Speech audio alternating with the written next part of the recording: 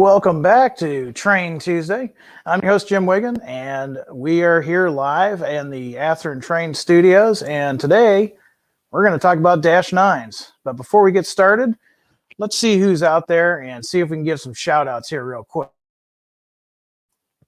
Let's see. I've got Zach again. Happy Train Tuesday to you too, Zach.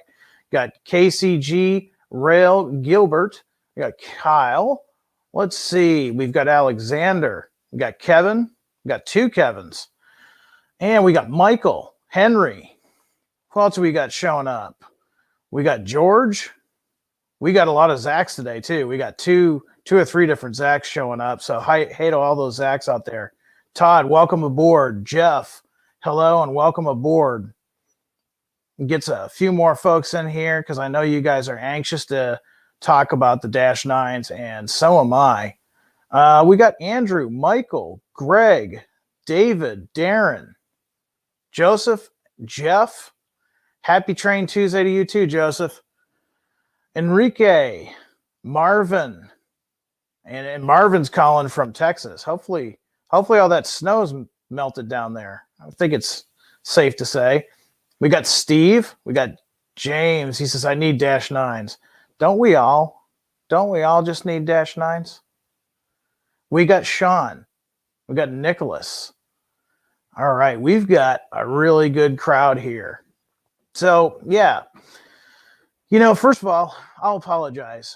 The web was just giving us fits this past week. I don't know what was going on. We had our web crew working hard on it, and they were putting in what I call Scotty shift. They were just trying to get everything to get that stuff up for you guys. I know you guys wait for that Friday of the month where all that new stuff is there, and we all depend on it. And man, they worked through the night, through the weekend too, and they finally got everything up now. So if you go to the atherton.com website, everything's up. The PDFs are all up. All the JPEGs are up. Just want to do a shout out and a thank you to Horizon Hobbies web team. It wasn't easy under the gun like that, but they pulled it through finally. And the good news is we got all the good eye candy to look at. So without further ado, let's look at Dash 9s. So you see I've got a Dash 9 here. This is a pre-production sample. This is from the last offering, but this is based on the BNSF version. And the Dash 9, it kind of holds a special place in my heart because when I first moved to Illinois, these were basically brand new. They built these units right up until about 2004. So they are very common. This is almost, depending on your age, this is pretty much like a Jeep 7 or a Jeep 9 for your generation, depending on when you were born. If you were actively rail fanning in the mid to late 90s into the 2000s, this was probably your jam.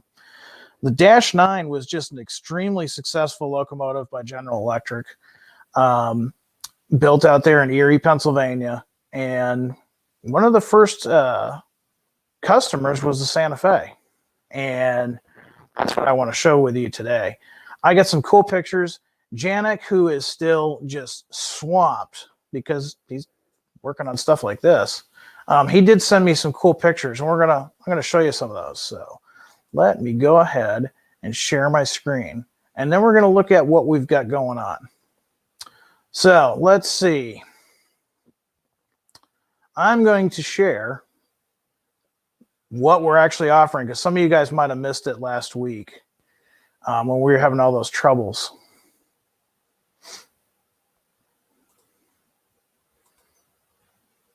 And let's start from the beginning.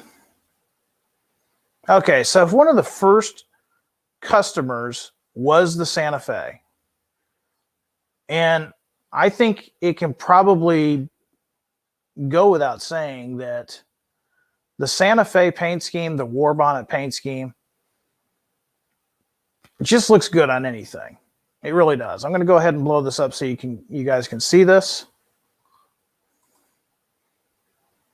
But when the Santa Fe painted these locomotives up, these are the first orders. This is the 600 series of the Dash 9. When they first ordered these up and put them in the Superfleet colors, I remember seeing this in one of the online, or not online, actual magazines, and thinking, man, I wish I lived out west. This is so cool. Look at this modern locomotive with the Superfleet colors. It's just perfect. I mean, we all agree this color scheme looks good on F unit and E unit. It looks good on just about anything. But man, the Dash 9 just wore it so well. And it's kind of a shame because it didn't last too long. Because what happened in 1995? Well, 1995, Burlington Northern and Santa Fe got together and said, hey, let's merge. And so here you have the BNSF, or what it was called back in 1995, the Burlington Northern Santa Fe Railroad. A little bit different than today's merged railroad, but take a look at these. Now, up top, we're offering the 600 series, the first ones delivered to the Santa Fe, and we're offering these basically as they were delivered when they showed up on the property in 1994. I remember that date, 1994, because what happened a year later, the merger. A lot of these survived in this paint. In fact, a little bit later, I'll show you some pictures that I took just a year ago of one of these 600 series in its original paint still. But we're offering 3 different road numbers here for the Santa Fe. And of course, just like always, we're offering with or without the sound decoder. But 618, 627 as delivered. Now 618, if you look carefully, slightly different truck. I'm going to zoom in on that so you guys can see that.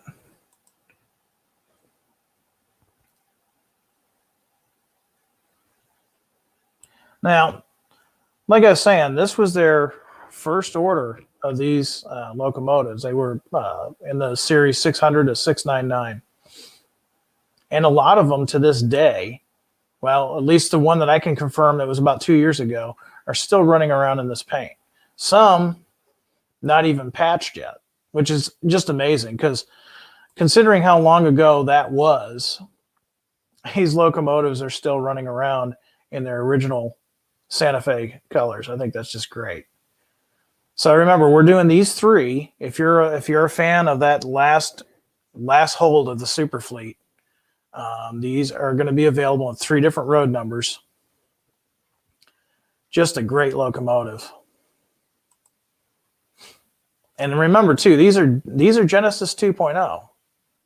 So they're going to have details that your standard Genesis models don't have. Now, like I said, 1995, these all became the Burlington Northern Santa Fe Railroad. Now, the ones that we have here, 702, 767, and 788, are all BNSF. They're all reflective of any locomotive that was post-1997.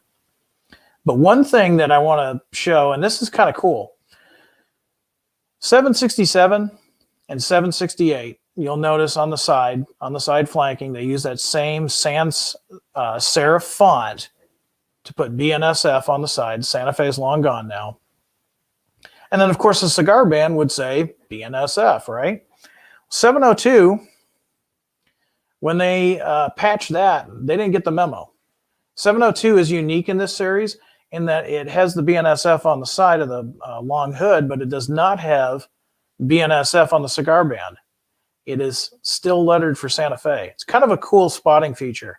And if you guys remember maybe railfanning, back in the early days of the BNSF, there was no rhyme or reason for patch jobs. There was so many different interesting paint schemes. So we decided to go ahead and do this one. Now I saw a comment out there. I saw a comment out there that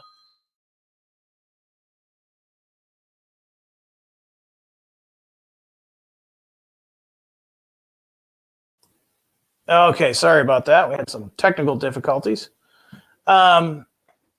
I saw a comment out there, but what about the primer? And something that we've thought about, and if you're not familiar with what our guest is talking about, BNSF was so power starved at this point in their life, their young life, that they were literally getting these locomotives and getting them from Erie in primer.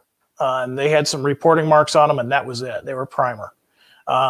Years later, too, I remember seeing these in orange and green, but with no H2 pinstriping. It was just colors. Will we offer that in the future? It's a possibility. If we get enough requests for it, it's definitely a possibility. So I'm going to move on from the BNSF. We're going to go on to the next road. And yeah, BNSF has been a very popular model for us, or road for us. Okay, so we're offering both the Canadian National and the FMG. Now the Canadian National, and we'll look into it a little bit later in a little bit more detail. Not only are we offering it in the 3 road numbers, but this is the first time in plastic that it's been offered with the teardrop windshields.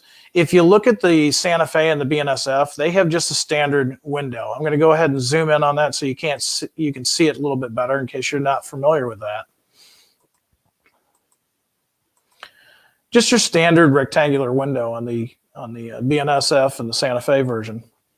When we scroll down to the Canadian National version, you can see they followed the contour of the nose.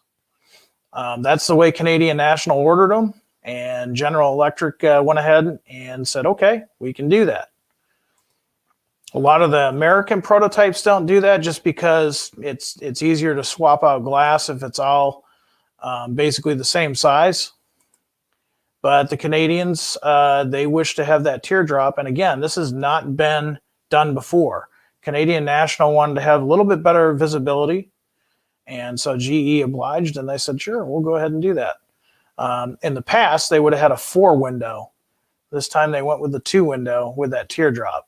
That's just one of the detail items that the developers put into this locomotive, because you can't simply just repaint this Dash 9 in Canadian National colors and expect to get away with it. FMG, this is really interesting. At first glance, it doesn't look too different. You can't really tell by the line art, but they have their own special stanchions and railings, and I'll have a picture a little bit later to show you of that. But as you can see, these went to Australia. GE sold these Dash 9s throughout the United States and Canada, but they also went to Australia and Brazil. And we're offering these in the FMG paint scheme, first time in the Dash 9 in this paint scheme. You can see we've got 003, 007, and 014. And these have all specific FMG details. You know, like the front only ditch lights mounted on the anti-climber. It's got their specific handrails with the extra railing. Things of that nature that we found in the research and stuff, we've carried on here. They're not quite like, you know, say a Santa Fe or a BNSF version.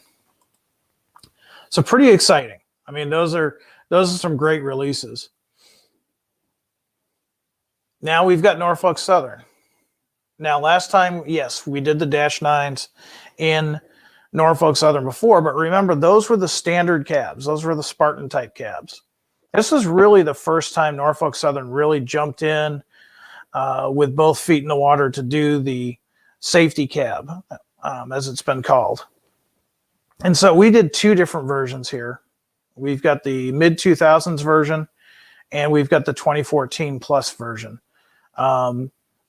Basically, there's different versions. You know, the newer one, of course, is going to have a PTC antenna array versus the mid-2000s. It's just going to have the large and small Sinclair antennas. So those are perfect for 2, you know, you could almost argue 2 eras.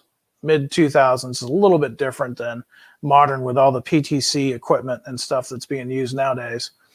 But again, first time we've offered Norfolk Southern and the wide cab configuration for the Dash 9. And then we'll come down here. You knew this was coming. Southern Pacific. Again, very classy paint scheme.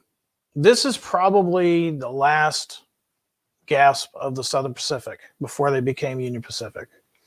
I had the opportunity years ago to photograph Rochelle once, and it was pretty cool to see these this iconic paint scheme on these, at the time, modern locomotives.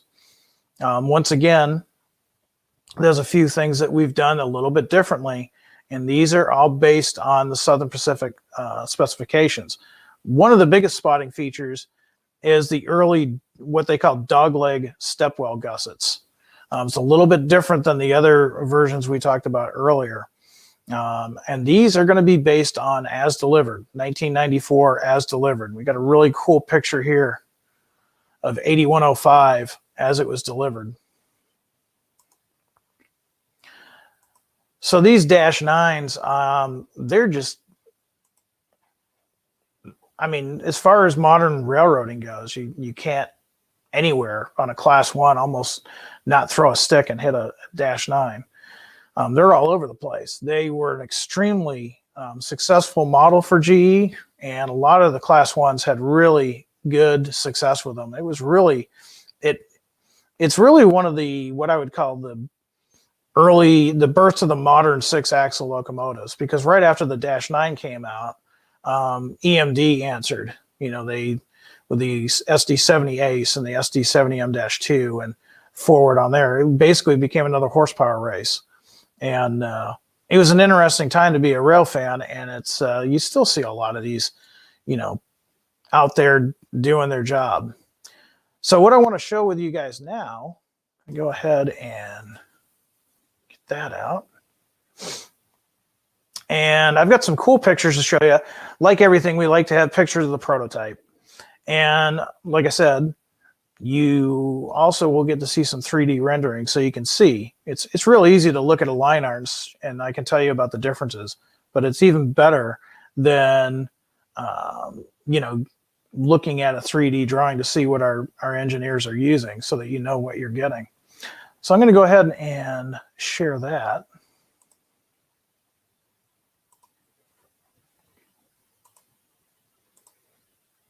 And let's see, make sure that's all set up. We're going to start with prototype picture of the Santa Fe.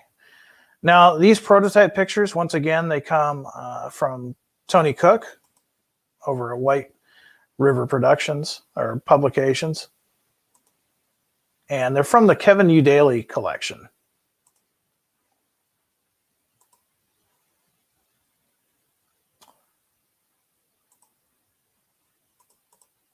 All right, here we go. This was back when these units were basically brand new, doing what they were designed to do. This is the Super Fleet with the you get a combination, but it's mainly TOFC running out west, and just a cool picture.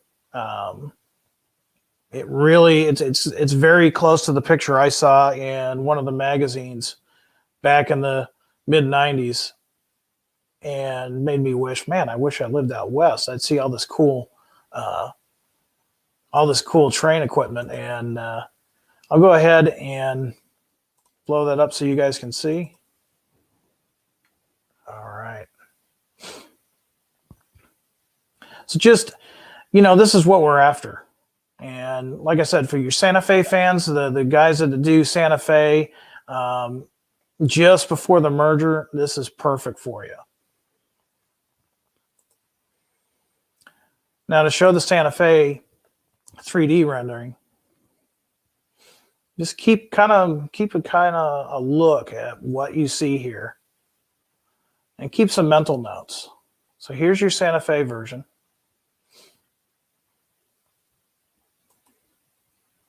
Now we have our BNSF. And it looks, you know, remember what I told you about 704? It says BNSF here on the long hood. Look at the cigar band. Look carefully. They did not put BNSF on there. They left the Santa Fe. Now here's the rendering of the BNSF version. Now, technically, you know, from 1994 to 1997, there wasn't a lot of changes other than, you know, the paints and the marking, but antennas would change, different standards, just because of two companies coming together. They would try to standardize their equipment quite often, you know, long before they would actually standardize their paint scheme. Here's a picture of the Canadian National version. And here's the Canadian National version here.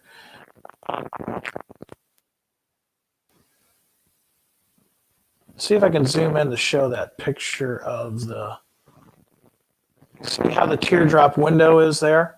I'm kind of pointing to it here.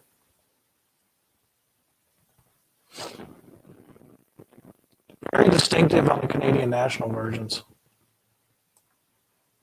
And throughout the month, since this is such a large release, I've got more 3D renderings that I can share with you. Here's a better picture right here of the windows, the teardrop windows. So remember, with the American prototypes, to say Santa Fe, BNSF, is just a straight, you know, rectangle glass, whereas with Canadian National, that teardrop. And pretty cool spotting feature on these. And again, we have not done this before. You know, with this run of Dash 9s, we wanted to do different things than we had done before and give you guys some variety. So here's FMG number 007. And this is in Australia, of course. They did do some testing out west before they shipped them to Australia. But see what I was saying about their special handrails? It's just a little bit different, subtle, but it's there.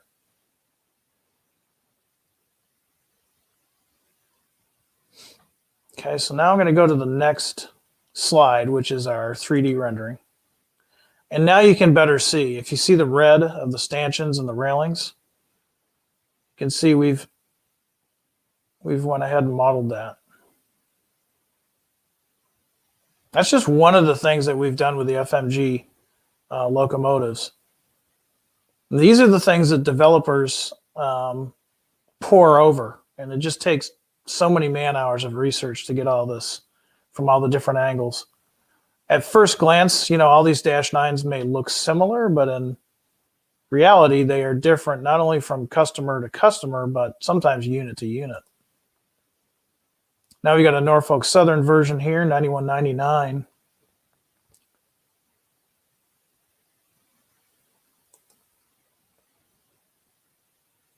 And you can see we've got the Norfolk Southern version here.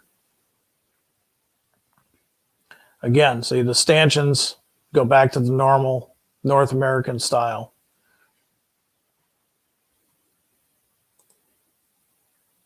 Last but not least, we have the Southern Pacific, looking really nice in this picture. I believe this picture is in 1994.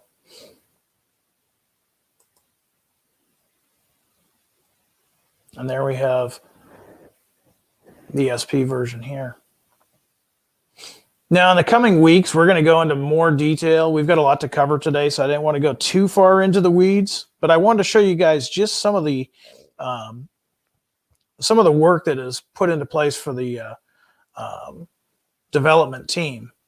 The development team is busy pouring through all these different variants of the locomotives, and as such, there's a lot of work that they got to do. That's why you don't see Janik that much. Janik has been super busy with all that. So now, guys, keep in mind that when I'm doing slides like that and I'm going back and forth, I don't always catch your comments. So if you're directing a comment to me, the best thing to do is to wait till the end of the show if you can hang out that long. Or sometimes too, when I go between slides, I kind of look around. Let's see. I want to grab someone's comment. We got SB Scotty here. He says the FMG units have the CN style windshields too. That is correct. Yeah, you're right. I didn't mention that. That's the way FMG ordered them whether it was a visibility thing like the Canadian National cruise. I'm not sure of the background on that, but you're absolutely right. If you look carefully at both the 3D rendering and the prototype picture, they do have the teardrop windows. Okay.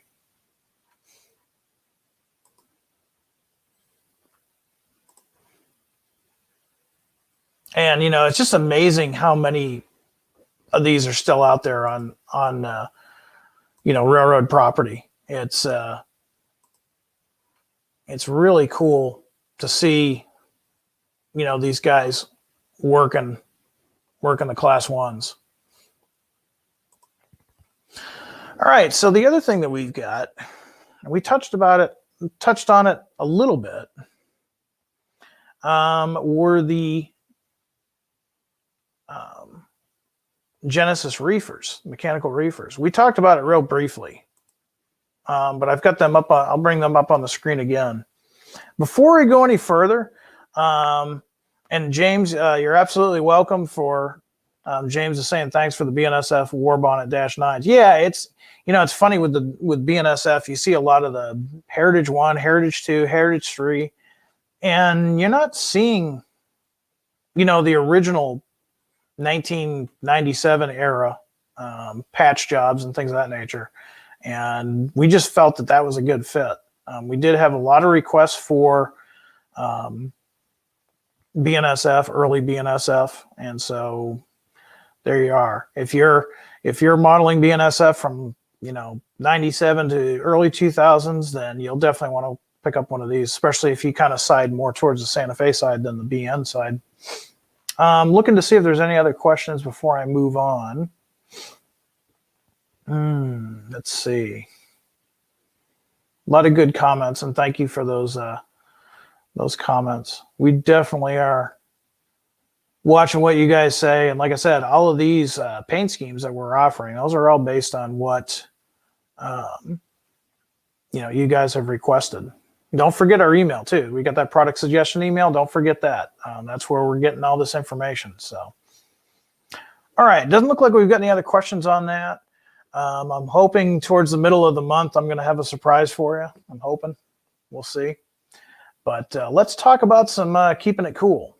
Let's keep things cool. I'm going to go ahead and share my screen once again.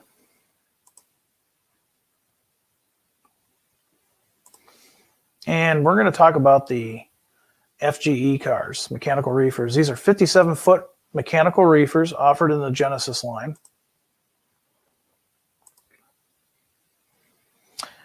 And we're offering them in a wide variety, really, of cars. We're doing them as delivered BN. We're doing them later BN. We're doing them prime for grime. We're doing them BNSF. We're doing the original Fruit Growers Express and the solid gold paint scheme that was so popular. We're doing a whole variety of them. So let me go ahead and I'm going to zoom in so you guys can see these a little bit better, because I know some of you guys might be watching this on your tablet, I don't know, or your smartphone. All right, so let's just go through these real quick. We've got Burlington Northern.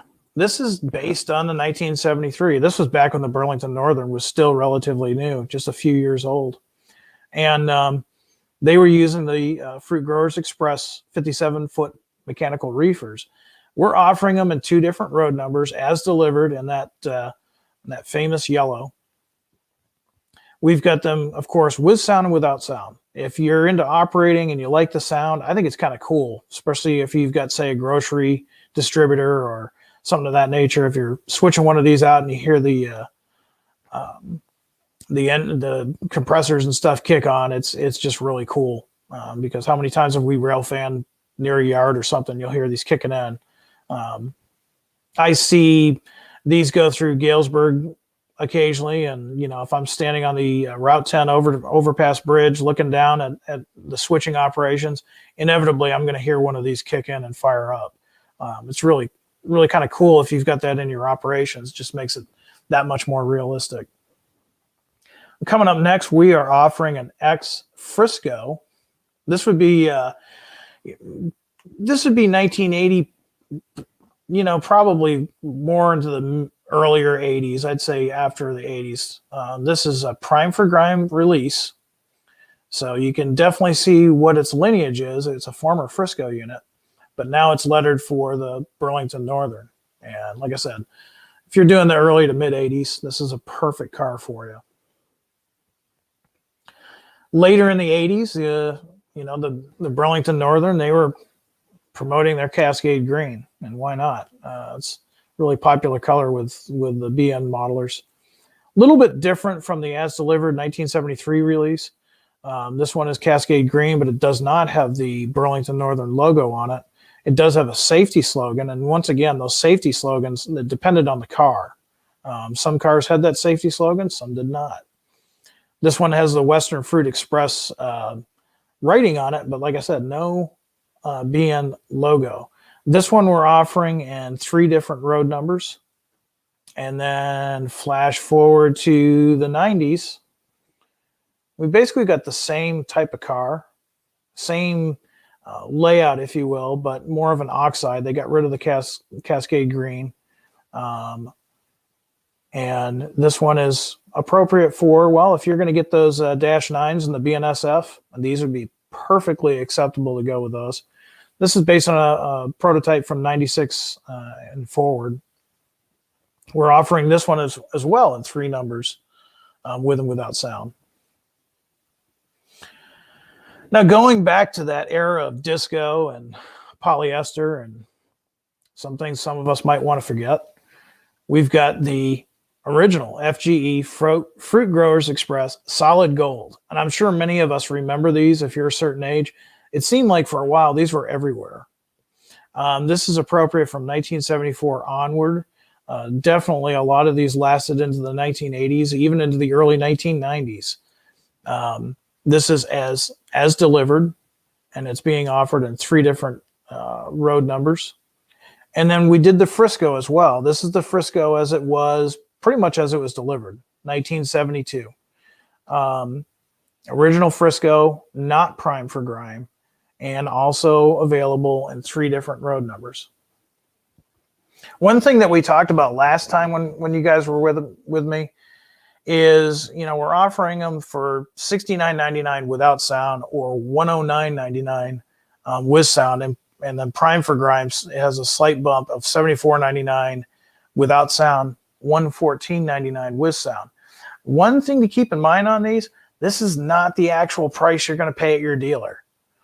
These are suggested retail prices, so keep that in mind. Your dealer's probably going to offer you a much better price than what you think. This is just a suggested retail. Now, we're not done with the mechanical reefers. We got more.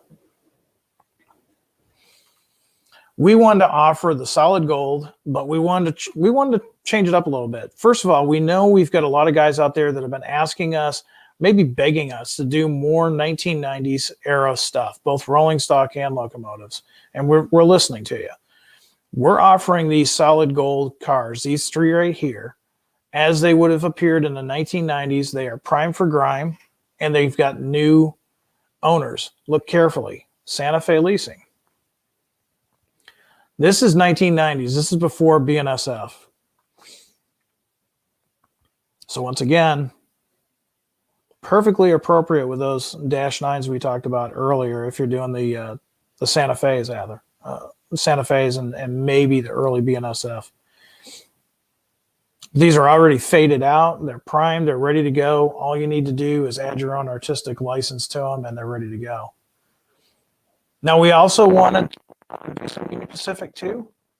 These are based on early to mid 2000s versions. This is their Chilled Express, and these again were really popular. I remember seeing these go through Galesburg as well.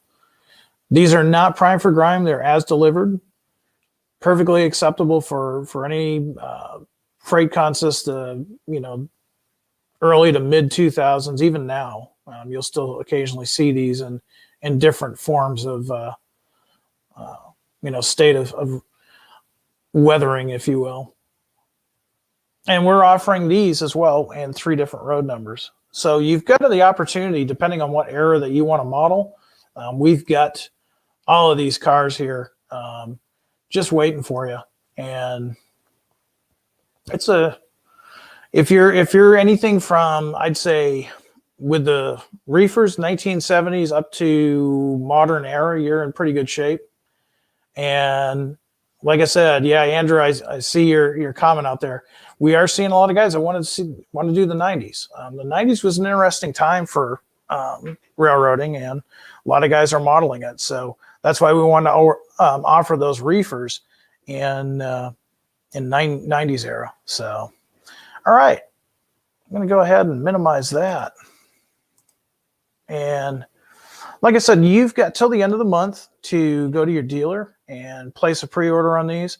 I would definitely pre-order on the Dash 9s. They're already proving to be very successful. We announced them on Friday. We've had a really good response on them. So far, the Santa Fe and the BNSF Dash 9s have been really popular. So if you're on the fence and you model that era, you might want to get in touch with your dealer now, because they are very popular and they will not last long when they do come in stock. These are projected to come in March of 22 rather. So something to keep in mind.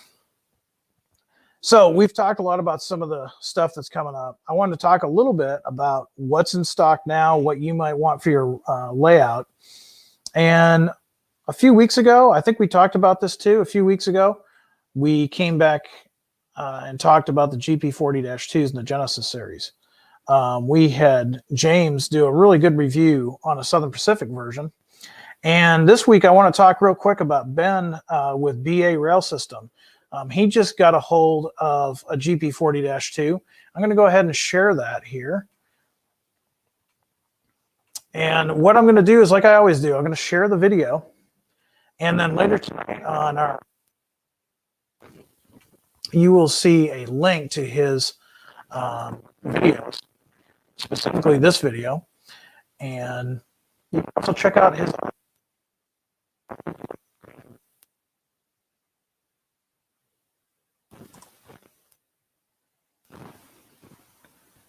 And we'll go ahead. So Ben is talking about the new Canadian Pacific GP40-2s. Now these just came out a few weeks ago. So you're going to want to take a look at this this review. Now, of course, Ben does CP Rail, so he's reviewing the CP Rail version of this. And I think, I'm probably risking this because some of you sharp guys probably have seen his video. But for today's shout out, I want to know something. Who owned this CP Rail GP40-2? Okay, this particular one was owned by a certain railroad. I just want to see if anybody's seen this video yet or if they've paid attention to our website.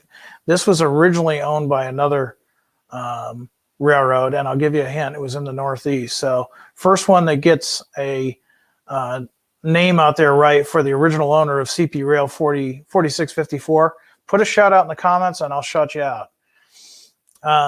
Look at this. Kyle, there you go. Boston and Maine. Yeah, you're right. Boston and Maine GP40-2. This particular one was purchased by CP Rail and given a really nice paint scheme. As a B&M fan, I approve. The CP Rail paint scheme is really cool. I really like it. So go ahead, go over to BA Rail System, check out his review on the GP40-2. And like I said, I will put on the Facebook later tonight, about 6 o'clock. It's scheduled to go out. Watch your Facebook, and you will see that review running. You'll get a link to his review. So there you have it. So, we just we've run out of things to say, I guess. I don't know if we've got anything else to talk about. I'm looking at all the great comments out there. Everybody is happy. Everybody is pretty happy about those Dash 9s, and why not? I don't think there's anything else to, hold on a second. There's,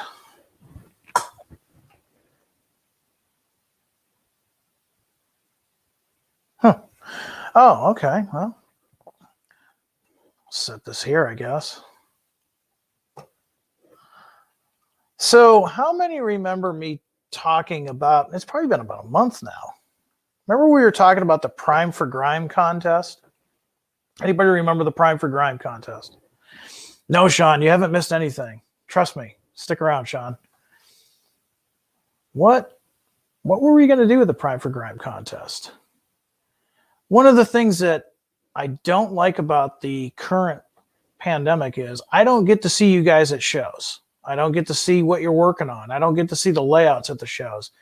But you know what? That hasn't stopped us from modeling. We're still modeling. I'm working on projects. You're working on projects. But I want to see what everybody's doing.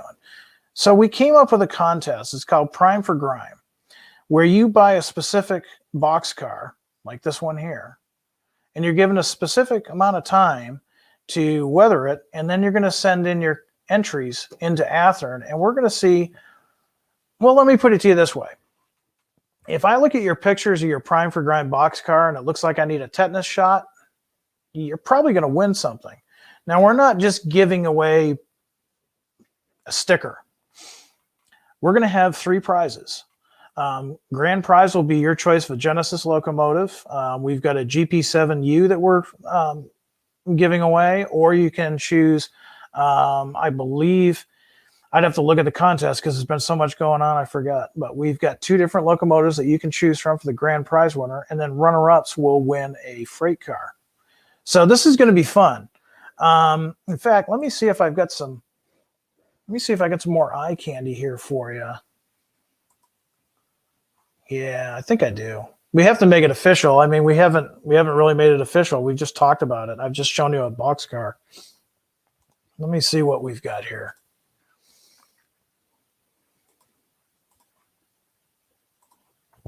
There it is. So now it's official. This is the Prime for Grime contest. And like I said, you start out with a specific freight car, and we're gonna tell you which freight cars are eligible. The reason why we're doing this is because we want to make sure it's an even playing field. We want all of you to have the chance to go out there, purchase your freight car, and then you've got about 6 weeks to weather it up the way you like and kind of fool us. And I mean, look at this car. That's pretty cool. I mean, I could probably say I did this, but I don't know. I don't think that's right. I think what we need to do, this really nice weathered boxcar came from someone that you probably know, and I'm going to bring him on here right now. All the way from California, I've got James. Hey, James, how's it going? Hey, everyone. Who here likes trains? That's right. Is this your boxcar? I do have to say I have to take possession of that boxcar. Yes, that was my work there. That was a little something I cooked up right there for us. So, yeah, I wanted to bring you on. 2 hours, James. Where'd you get 2 hours? I'm reading the comments, and one guy's like, 6 weeks, it's 2 hours. Well, I don't know. Maybe with the magic of television, yeah, maybe we can do that. Yeah, this is pretty good. I mean, usually you don't get kudos for showing something like this, but in model railroading, we do. And, you know, in the real world with our cars and stuff, we like things nice and shiny and fresh, but in model railroading, we like stuff to look real. So we grime it up like you did here. Tell me a little bit about what you've done here, and tell me a little bit about how you're helping me out for this Prime for Grime contest. Yeah, absolutely, Jim. Well, my main goal was to basically look like if you touched it, you'd get tetanus, or basically like you were saying. So actually, I have it right here with me here. So I'm going to take it out of the package in just a second and show everyone. Okay, yeah. So the basically main goal here was to do kind of a light weathering. It looked like this thing's been in service for a few years here. It's been kind of weathering the elements, the storms, different things like that. I wanted to have some rust, some dirt, but not look completely dinged up, but enough that you really don't want to go near it, like you said, without a tetanus shot. So I basically spent some time with it. We did a quick base coat on the boxcar itself with dull coat spray paint. And then once we did that, we put some chalk on it. But the main thing that got this beautiful boxcar weathered in the condition it is actually a process I like to call a wash. And let me go ahead and adjust my focus here so you guys might be able to see it a little better. Let me minimize me so that. So this is the boxcar here. And yeah, so basically what we did here is we spent some time, we did the wash, and the wash is a process where you can get basically paint. I use acrylic paint, and I mix it with a mixture of about maybe 10% paint, 90% water, mix it up in a little cup, and we go over basically the fine details on the boxcar, the roof. You might be able to see the roof here too. You don't want to really get it on there, cake it on there too much, really lightly, and then once that's done, you let it dry, spray it again with a dull coat, and you have your weathered boxcar, your freight car. And as you can see, the weathering does not come off. The dull coat protects it. And you know, the beauty of this, James, is, I mean, you've shown one way of doing it, but there's really a lot of different ways to do weathering too, isn't there? I mean, absolutely. There's guys that use weathering chalks, they use weathering powders. You've got a really nice weather piece there. I mean, I remember when you sent that picture into me for this contest, I was like, yeah, this is perfect. It looks like, you know, I'm in an industrial area somewhere, and this thing is either picking up or dropping off some type of freight. And that's what we want on our layouts. We don't want a pristine, clean car, even one that's been somewhat new. It's still going to have some dirt and dust on it. It really brings it to life. It really brings it to life. Well, you know what? Just like with any contest, there's the legal aspect of it. So for everybody out there, what I want to do is I'm going to show you, if you look down on your screen here, you'll see our website for full details. It's www.athern.com /primed for grime, all one word.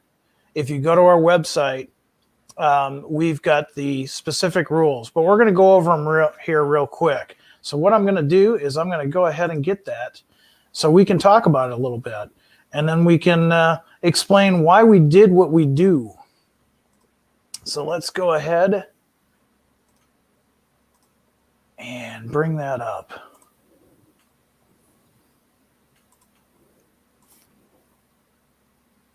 All right, what I'm going to do is we're going to minimize so we can kind of go over this real quick. And don't get scared. This isn't a bunch of, you know, we didn't pay a ton of money for a ton of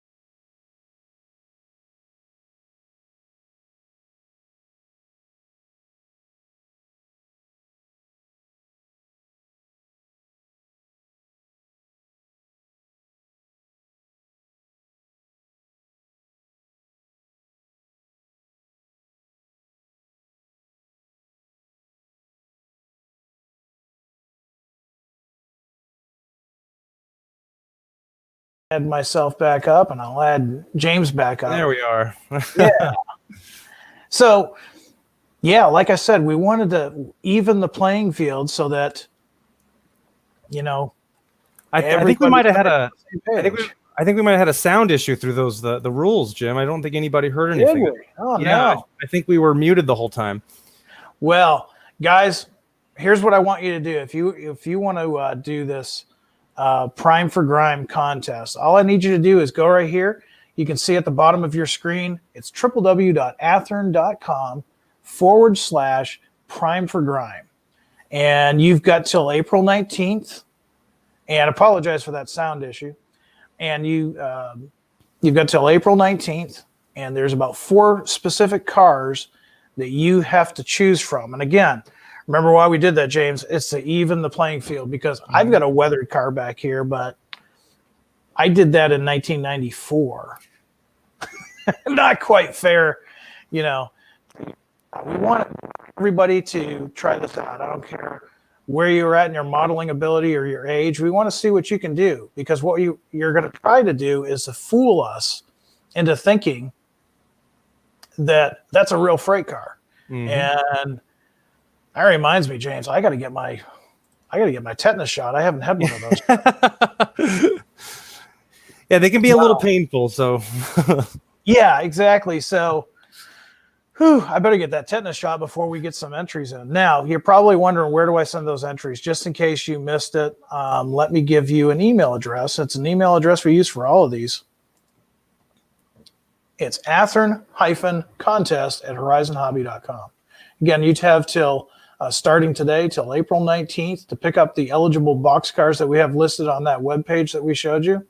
Be looking on Facebook and other social media as we give you updates on this contest. And you know what? I think occasionally, since we've got some really good guys on here, James, I think occasionally we can probably show a picture here or there as they come in. What do you think? Absolutely. I'm really excited to see the entries. I'm really excited to get basically immersive with these pictures and lose myself and actually feel like I'm looking at a real industry and a real rail car. So I'm excited. Yeah, I think we're going to have some great entries. I've seen some work, and I'm just noticing some comments. Robert, nothing is on the homepage yet because our web team is still cleaning up from Friday, but look for your social media. And again, it's Prime for Grime.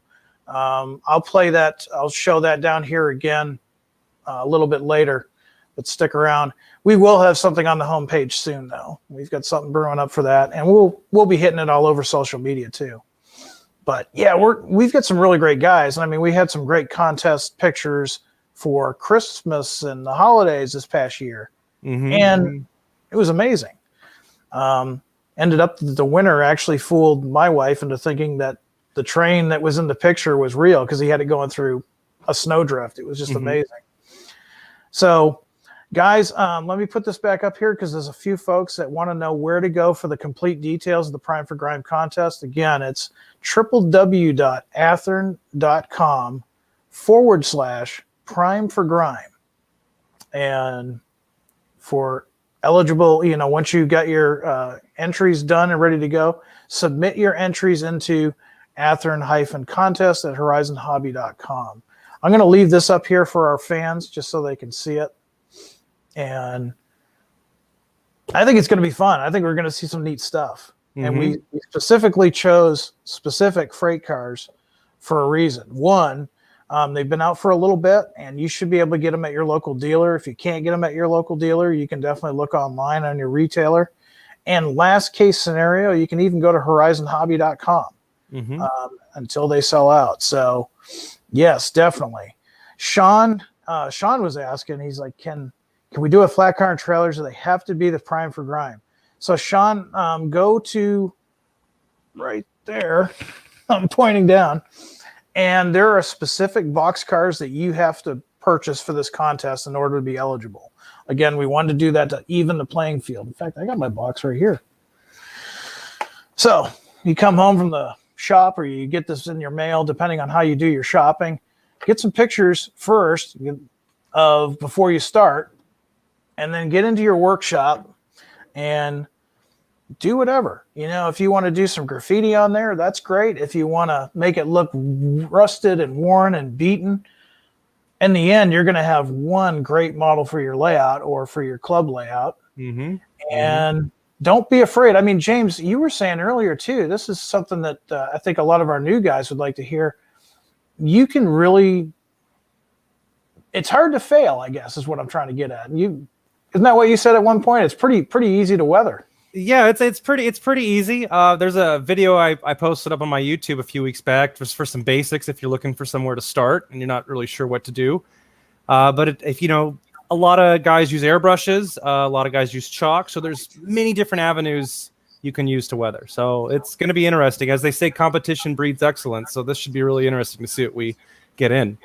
I'm really excited. I know we've got some really good. I'm looking at all these comments out there, and I recognize a lot of these names, and I know they're extremely talented. And like I was saying, we really wanted to do a contest like this because I don't get to see these guys, and you don't get to see these guys at shows and stuff. We're kind of locked up right now, but we've got plenty of time to do some modeling, and we've tried to pick the most popular freight cars that are available both at the dealers and online retailers as well as horizonhobby.com and athearn.com. So yeah, and Delta 9 says avoid fingerprints and you'll be fine.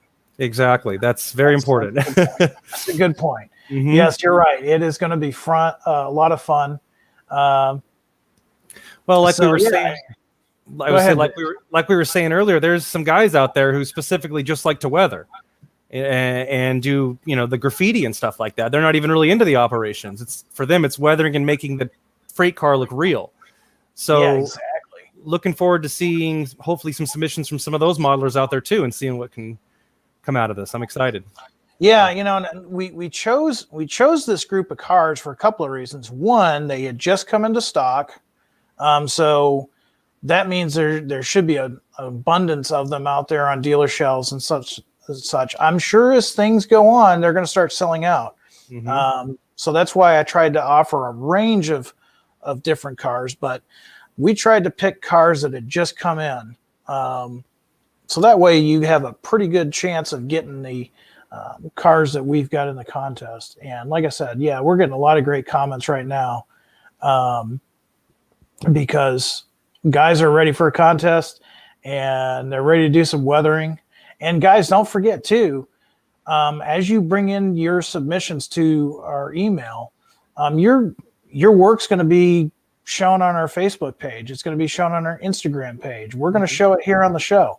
We want to see your work. That's the great thing about this hobby. It's not just about one person. It's about everybody, what they can do, isn't it? Exactly. Definitely. Now, in the coming weeks, we'll have some more updates on this, but everything you need to know for right now is right here at this address. I'll leave it up for a little bit longer. www.athearn.com/prime for grime. Man, it's when we were kids, how many times did we hear pick up your room, clean up this, clean up that? Well, how many times do we say it now? Do you have kids, Jim? Fortunately, they grew up and went to college. Not that I'm that old. Well, I know how you feel because I'm the one dishing the go clean up the room now. So this is a great way to experiment with different weathering techniques and things of that nature. And I know in the next coming few weeks, James, you're going to share some techniques with us. You've done some great weathering, and I can't wait to show that. I'm just looking at the comments real quick, and then I think it's time to do some rail fanning. What do you think? Let's do it. Sounds like a plan. All right, guys. I'm going to take this down. We're going to do some rail fanning, and this time, I think we're going to go to Kansas City. Nice. Let's go to Kansas City. Let's see if anything's going on in Kansas City. Hey, we do. Unfortunately, we got a little sun glare there. Let's see here. What do we got there? Look like those maintenance away well cars. Almost. Yeah, it does. Yeah, those are UP. Yeah, very cool. Caught some of those out in Cajon recently. The first time I saw them, I was like, whoa, what are those? Nice. Yeah. Definitely. Well, let's see. I'm looking over and seeing if there are any questions. If you've got a question for me on the Dash 9s or the reefers, or if you got a question on weathering and the weathering contest for either myself or James, go ahead. You can definitely shoot us a question. I will try to catch those questions. And wow, okay, I've got to get Split Rock up here. Kansas City, let's get some barbecue. Mm-hmm. Oh yeah. Yep. I like the way you think. There's always time and room for barbecue. Let's see. I hear Kansas City, I immediately get hungry. Yeah, no kidding. There's some great places to visit there. Mm-hmm. Let's see. Getting some comments, and a lot of guys are excited about the contest. That's good to see. I'm excited about it too. That way we can share your work too. Mm-hmm. And by the way, guys, anybody that sends in a photograph, you'll see more in the description here at the Prime for Grime webpage. But please include your first and last name. Include all your contact info for two reasons. One, if you win, we want to contact you. And two, any pictures that we put up on social media, we want to recognize your hard work. So you'll see your photo submission name on the photo before it goes out to social media. So yeah, try to give us as much information as possible. Let's see. I think I saw a good question here. Sean, he's got a frown face. He's like, no H1-9. No, not this round. You know, because not on this round. But the good thing is man, how many Dash 9s are out there? I mean, we've got stuff that we can do for a long time. Mm-hmm. So you're probably going to see stuff in the future in H1, H2, H3. We might even do one of those primer ones. Did you ever get to see one of those, James? The primer Dash 9s? I did not. I was hearing that earlier, and I was really amused with that. I was like, wow, I've never seen one of those. I remember seeing an H1 without any reporting marks or anything, just numbers, and it didn't say BNSF or anything. I remember those like around 97, 98, but I never was able to witness a primer unit. Yeah, that's cool. That is pretty cool. Let me see. There's a lot of people saying, yeah, there's a lot of Dash 9s out there. Let's see. KC, he's asking about a heritage unit. Any chance on that? Which heritage unit are you speaking of? Let me know, KC. We talked about the SD70 Ace heritage a couple of weeks ago. There we go. Hey, we got something on the bridge overpass there. Mm-hmm. Sun's at a interesting angle. It's always earlier it was fine, but this time of year it goes. That's the thing too with mastering photography and videography of railroad stuff is mastering where the sun is at any given time of the year and when you go out and pick your locations. Yep, isn't that the truth? Mm-hmm. Sean, he has a question. Okay, shoot it out there, Sean. I will try to catch it in the comment section. Let's see. Randall, I'll put your question up there. Will you guys eventually do the Dash 9 rebuilds, also known as the AC44C6M and the AC44C4Ms? That's an interesting question. I can tell you probably not right away, just because the Dash 9s are so new for us. We're probably going to explore a little bit deeper as we go on into different road names and different paint schemes. But I wouldn't say that that's, a no. It's just probably further down the road. Let's see. And remember, if you guys have some comments for,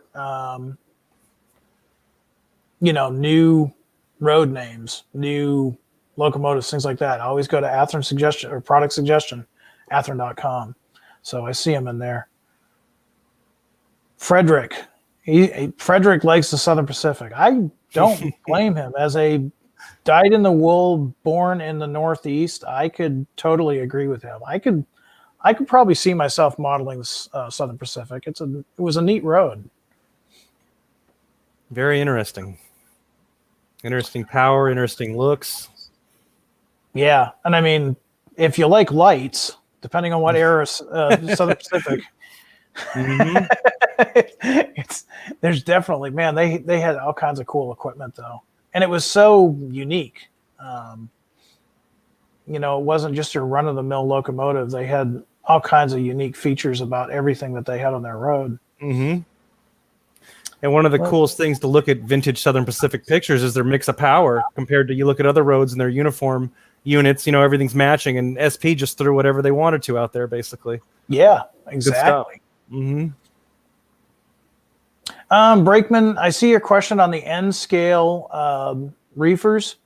A lot of the question he's basically asking, why do you have just the one sound? Why don't you have it a full decoder sound?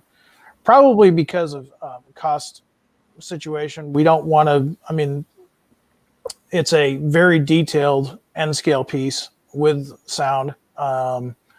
We didn't want to go too much higher than that. Everybody kind of has a ceiling of what they want to pay, and we try to find the middle ground so that more people can enjoy it than just a few select folks. So hopefully that answers your question. Now, it doesn't mean in the future we might not change that, because as technology advances and the price goes down on technology, that's a common trend. So things could change in the future. Mm-hmm. James, we've had Zach on the show for as long as I can remember, since I've been here. And Zach usually asks our guest one very important question. Are you ready to answer that one important question from Zach? Absolutely. Let me put it on the screen here so you can see it.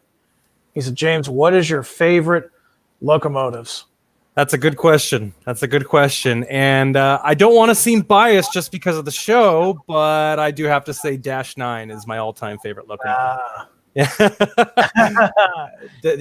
Dash 9, C44, 9W, CW is my definite all-time favorite locomotive. Growing up here in Southern California, seeing those Santa Fe units brand new, that leaves a definite impact in my brain, and that is definitely my favorite locomotive. Second is a P42 Amtrak's unit, so it's basically almost the same unit, essentially the passenger version with smaller trucks and everything. But yeah, so that's my all-time favorite, Dash 9 and P42. Absolutely. I've got another one here for you, James, about your weathering. I'll throw this on the screen. Yeah. Split Rock wants to know, James, what is your favorite weathering item and what is your go-to effect? Yeah, so Split Rock, my favorite weathering item has to be, and just go to it, make it quick, is the wash technique. I can do about 5 to 10 cars in an hour sitting if you're good, and get them all done and get them painted real quick, and that's pretty much what I go to. I haven't really had the space in my house yet and actually location to put an airbrush system in and the whole filtration, so I've just been doing the wash technique for a few years, and that's my go-to, definitely. It's quick, easy, and knock out a couple freight cars, paint them all at the same time, and throw them on the road. Yep. No, it's great. I mean, I know you worked hard on that one that we're using for our publicity for the show. Yeah, and I mean, like you said, it's one of those things where, the beauty of model railroading is there's so many different things you can do. You can do wiring, you can do bench work, you can do, so you got carpentry, you've got all kinds of creative things. But this is really a creative thing you can do that's kind of changes it up. Yes, exactly. Like we were saying earlier, there's a lot of people who aren't even what we call trained people who are into weathering, and even my wife, she was even getting into it. She's an artist, she paints and stuff, and she had me get her a roundhouse car. She's working on her, and we'll see how that comes out too. So I might just enter her in the contest. There you go. Yeah, we'll see how she can do. I got one from Sean. Sean's got a great question for you too. He says, do you have any videos on your YouTube page on that technique?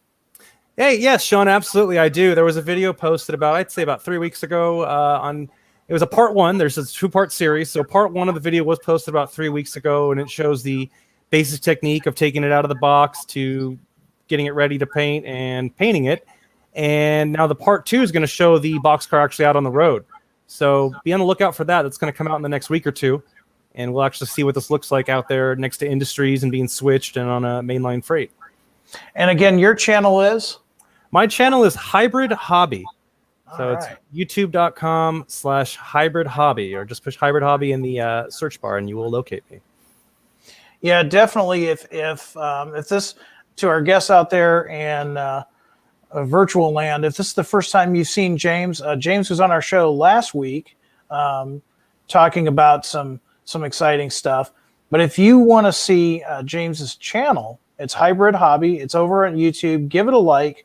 Definitely subscribe, because you've got a great channel where you just did a review on the GP40-2, and you've got news, model railroad news that you cover. You do some really cool stuff with your club. Tell us some other things that you cover on your channel. So the channel basically has a couple different series we have. I have the main series that I like to produce is called Nonstop HO Scale Trains, or Model Trains. I have to double check the title. And what it showcases is basically trains on the layout running. So we'll definitely showcase different trains and kind of break it up into 3 or 4 different trains per episode. And they're a collection of the modelers down at the club, other club members, my trains, all of us in basically conjunction making these videos. So we have those. I have videos with news, so about once a month. Try to do it more often, but average about once a month is what I shoot for as a goal, is a basically monthly review of all the news, the new releases from Athearn, things like that, what's going down at the club, personal models, and a little contest. So that's something we do as well. I used to be really into the train simulator software for the PC. So there's a lot of videos I post on that. I haven't done one in a while. So probably going to do a couple, maybe a live stream or 2 playing train simulator this year. So look out for that. And of course, rail fanning. So, I'm here in Southern California, and, I'll go anywhere in the Southwest area here to film trains for the most part, wherever, when time permits. So I also post a lot of footage from Cajon to Tehachapi, Fullerton, things like that. So give it a check it out. If you guys are on the West Coast, or if you're into trains, I'm sure there's something there you might enjoy. Well, not only that, I mean, if you're in the Midwest, and, rail fanning in the Midwest does have its advantages, but if you want to see some terrain, if you want to see something you're not, used to seeing, I can tell, I've watched some of your videos. It's kind of neat to see what's going on out West. To me, it's the big out West, Yeah, it's definitely. Yeah, it's really cool to contrast the geography here compared to the Midwest and stuff like that. And you're seeing, the same trains operating in both different terrain. It's really cool to compare it and see it. And it's cool. Like you say, you like watching the West Coast stuff. Sometimes I catch myself just watching Midwest stuff all day. We always want to see where we're not at, basically. Yeah, isn't that funny? When I'm in New England, I want to rail fan in the Midwest. And when I'm in the Midwest, I want to try to rail fan in New England. So, yeah, definitely. I'm looking at some more comments.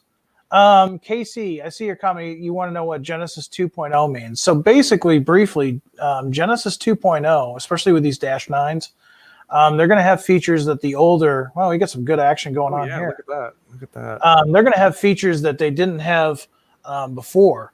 The biggest thing is, and I know you can't see it here, but I'm looking at it for myself. In the old days, even the Genesis locomotives, the steps were just solid plastic. I mean, they were just plastic shelves. Well, now they're actually metal etched, and you can see through them, just like the prototype. Lighting features are a lot different in Genesis 2.0. In the old days, you had your headlights, and if applicable, you had ditch lights. Well, now you can control not only the headlights and the ditch lights, but you can control separate lighting functions for your number boards and your ground lights. And man, there's some guys I know that do operations in like low light setting. The ground lights are kind of cool when you're doing operations in low light. That's some of the bigger features. And of course, too, a lot of these are going to come with dual sugar cube speakers. So those are just some of the features that we have put in the Genesis 2.0. And I mean, it's just amazing. I'm looking at this pre-production version here, and the amount of detail that we used to have to put on ourselves. Remember, that wasn't that long ago, about 10, 15 years ago. Coming from the factory like that. So now you can actually, work on your layout or enter a contest where you weather a boxcar. And Casey, yeah, I am an N-scale guy, but I also do HO too. So I'm one of those guys that does multiple scales. And HO is, no offense to my N scale brethren out there. N scale is fun, but HO is a little bit easier for me to read when I'm doing operations. You don't have that problem, do you, James? Well, I am pretty blind. I'm wearing contacts right now, and without them, I can't see a thing. So the HO scale really does help being able to see what's going on, kind of in reading stuff. But I do got to say, being in this hobby enough time, you get into all the scales. You can't. You do. Yeah, you can't help yourself with just one. You get into G gauge, you get into O scale, you get into N scale. It's till your whole house is full of trains, basically. Yeah, exactly. So, Andrew Fomer Horta, I see your comments out there. He keeps popping it up. I don't want you to think I'm ignoring you. You've got some great suggestions. What he's asking for is an SD45-2B and a B30-7B. Great suggestions. My only question to you is, and I hate to answer a question with a question, is have you been to the email that we talk about? Now that email, once again, is on our contact us page, product suggestions at athearn.com. We need stuff like that. Because surely Andrew is not the only one that wants a locomotive of that type. I'm sure there's other people.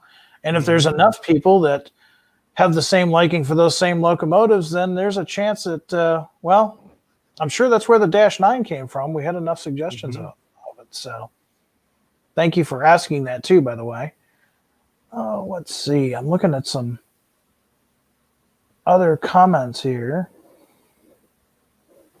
And new run of 53-foot container chassis. We'll see. We're always gonna do stuff with the containers and container chassis. That's actually a very popular segment right now. All right. Well, we're getting close to the end here. We've had a pretty good show. We've seen a lot of trains today for a Tuesday. This is kind of nice. Some good action here from KSC, exactly. Yeah, definitely. So, James, when you're not weathering freight cars and doing reviews and things of that nature, what else do you work on in your model railroad world?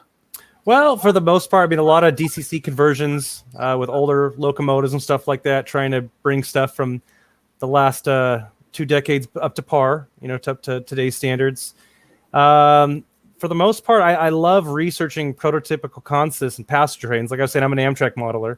So I work on a lot of Amtrak stuff. I'm working on some of the old Santa Fe high-level cars right now, trying to get them to mix with my superliners, working on those for a Phase 3 Southwest Chief. So for the most part, and I do SP stuff. I wanted to show you guys here. I just got these. These new 77-foot SP chair cars just came in. So for you SP modelers out there, if you guys want to check these out, I'm going to be doing a review on these pretty soon. Here, let me do my automatic focus for you. So I'm working on a San Joaquin Daylight, early kind of 50s, 1953, 1954. So I thought I'd pick a couple of these up, these newer ones that just came out, to throw into the consist. So that's something I've been working on too. So I'm working on weathering a GS4 up for that. So it should be pretty cool when that comes out. Yeah. So GS4. Now that's a locomotive. That's a pretty locomotive. I'll have to add that to my number 3 of top favorites right there. The funny thing is that's one of my favorites too. And again, it's an SP locomotive. So maybe in an alternate universe, I was born in California. I don't know. Come to the dark side, Jim. Yeah. Do you have cookies? We have daylights. Oh, that's better than cookies. Oh, let's see. Yeah, we got some comments for you too. They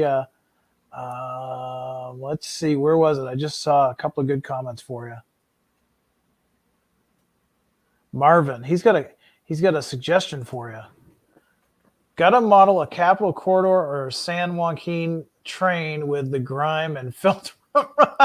Yep, absolutely. Yeah, there you go. Absolutely. One of the funny, my best memories from the Valley, I spent a lot of time in the Valley, actually. I used to do a lot of trips to Fresno and back, and I would take the train up here from the LA area, and I'd pick up cars, actually, in Fresno, so I got to really experience the Valley for what it is, and that's one of my goals this year, is definitely modeling a San Joaquin. There's a lot of stuff that's coming out on the market here that's going to help push that. So yeah, definitely hope to see some cool new Amtrak stuff coming here this summer towards the end of the year. Now, speaking of Amtrak, Christian's got a good comment. I'm going to throw it up here for you.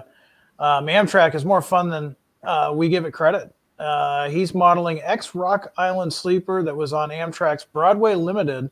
Stuff you wouldn't expect a Northeastern guy to model. Hey, Christian, I hear you. I do all kinds of modeling too. And nice. Sounds like a pretty cool project he's working on, actually. I noticed some of the comments in about the Rainbow era of Amtrak, and that has to be probably one of the most largest collection of things as far as modeling goes. You can just grab coaches from any road name at that point and throw them in and just make this beautiful train in the early 70s. And I love the Rainbow era. It's good stuff. Oh yeah, it was definitely an interesting time and in its history. It's amazing how far it's come from its beginner days. And if you're looking for a place to start with Amtrak and you don't have any modern power, the Rainbow area is a good place to start. Mix up some of your old power and do a little bit of research, and you can have yourself a train pretty quick. Yeah, it's pretty neat. I mean, the stuff that they had was a lot of it was hand-me-down stuff when they started, because it was pretty much the end of privatized rail. It was it became a government entity, if you will. And man, the struggles that the railroad had in the beginning, it's pretty fascinating to see that how far they've come. So, definitely. There was a period of time there, in the 70s where it was questionable whether it was going to live on. They were really worried with everything going on, all the equipment they inherited with deficits and everything, how they were going to do it. And they pulled on, and here we are today. Yeah, it's amazing how far they've come. But yeah, you're right. If you wanted to model Amtrak, that early era, the Rainbow era, as they call it, is a really fun place to start. And I mean, there's books out there that cover it. There's some videos too. Definitely some cool stuff. Well, I've got time for one or two questions, and then we're going to pull the pin and call it a night and let you guys get back to doing some modeling. I've got some HO stuff I got to work on tonight. How about you, James? What are you working on tonight? Working on a little bit of wiring, actually, out on the 4x8 test layout in the garage here. So doing some wiring. And like we were saying, the cool thing about this hobby is there's so many different avenues that get mixed with it. We have electrical engineering, you have creative artist work with the weathering, and it's a really multifaceted hobby. So I'll be doing some electrical work tonight.